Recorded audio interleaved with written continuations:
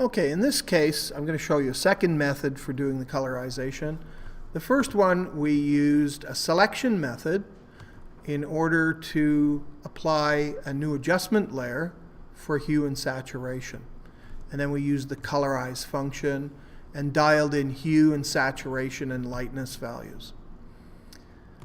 I'm just going to switch that adjustment type off, so you see the hat disappears. This one's a more painterly approach. So for this, I'm going to use the brush tool. And again, I want a nice soft edged brush.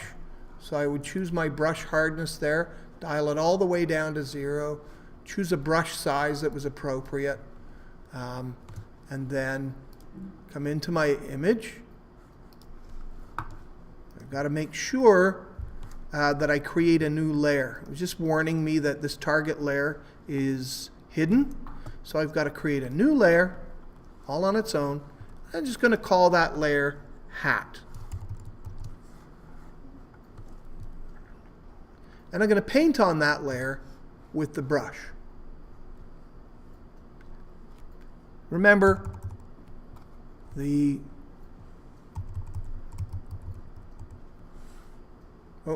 I'm in the wrong place here. Okay.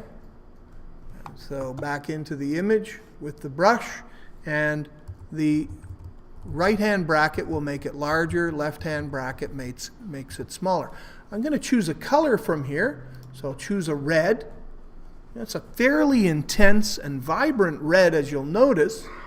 And just to show you, if I was to look at the luminosity, that's the L value, it's somewhere in the neighborhood of 50%. The reason I'm pointing that out is if you use colors that are too dark, this technique won't work very well. So I start painting in, not right on the image. Notice I'm not selecting the image, I'm painting on an individual layer. And I can paint that in. And if I want it to look the way I want it to look right away, I control how the paint is interacting with the layers below by using the layer blending mode of multiply. Right away you can see it multiplying with the color, the grayscale below. And I can even drop the opacity level a little bit if it's still a bit too intense. Drop it down to about that level. Space bar just to move my image up a little bit. And now I can continue painting. Left bracket to make it a bit smaller. And so for many of you, this might be a more intuitive approach for applying your tinting. Again, it's not compromising the image. I'm painting on a separate layer and setting up the blend mode for multiply with an opacity around 50%. You'll experiment with those values, but you can do it in this fashion.